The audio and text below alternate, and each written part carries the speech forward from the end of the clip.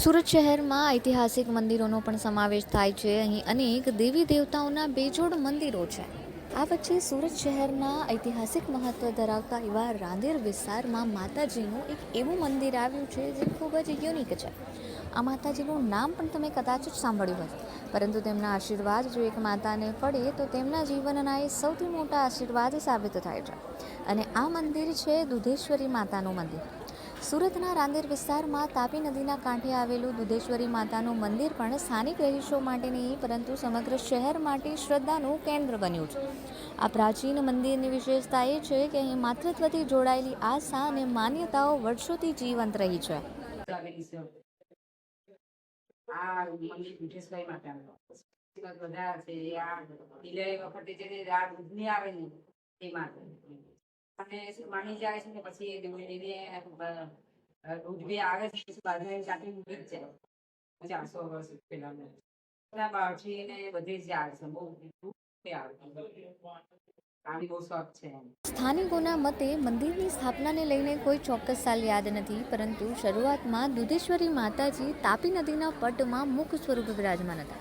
એ સમય દરમિયાન એવું માનવામાં આવતું હતું કે માતાજી પર સાક્ષાત તાપી માતા પોતે અભિષેક કરતા હોય એવું લાગતું. સમય જતાં માતાજીની મૂર્તિને નદીમાંથી હટાવીને નજીકના સુરક્ષિત સ્થાને સ્થાપિત કરવામાં આવી અને આજે ત્યાં સુંદર સંગેમરમરથી બનેલી મૂર્તિની સ્થાપના કરવામાં આવી છે. આ મંદિરની ખાસિયત એ છે કે અહીં એવી મહિલાઓ વિશેષ દર્શનાર્થે આવે છે જેઓ પ્રસૂતિ પછી ધાવણ ન આવવાના શારીરિક તકલીફનો સામનો કરે છે. લોકોને મક્કમ વિશ્વાસ છે કે દુધેશ્વરી માતાજીના આશીર્વાદથી આવી સમસ્યા દૂર થાય છે. શ્રદ્ધાળુઓ પોતાના બાળકને લઈને અહીં આવી માતાજીના ચરણોમાં પ્રાર્થના કરે છે અને તેને દૂધ આવવાનું પછી માનવામાં આવે છે. મંદિર સુરતના રાંદેર વિસ્તારમાં હનુમાન ટેકરી ખાતે આવેલા ટીમલિયાવાડ ખાતે આવેલું છે.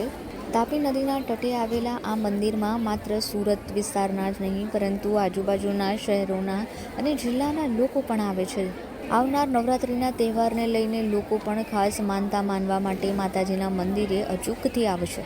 આ રીતે દુધેશ્વરી માતાનું મંદિર માત્ર ધાર્મિક આસ્થા માટે જ નહીં, પરંતુ સમાજના એ અંગ માટે પણ આશાના કિરણરૂપ છે, જ્યાં માતૃત્વના પવિત્ર અનુભવ સાથે સાથે જોડાયેલી સમસ્યાઓનો આધાર પણ બની રહ્યું છે. માતાજીના દર્શન થવાને કારણે અને તેમના આશીર્વાદ મળવાને કારણે પ્રસૂતાને દૂધ ઝરે છે, જેથી તેના બાળકનું પોષણ થઈ રહે છે. તેને લઈને જે માતાઓ ને ધાવણ ન આવ્યું હોય અને માતાજીની કૃપાથી આવ્યું હોય તેઓ અહીં દર્શન માટે અચૂકથી આવે છે.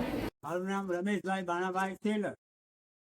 બહુ 80 તેની સેવા અત્યારથી બચપનથી જ તો ચાલે 18 વર્ષના તો ત્યાંના ચાલુ છે. એટલે એ ઘણા વર્ષની જૂનું છે, 400 વર્ષ જૂનું છે. એ ચોથી પેઢીના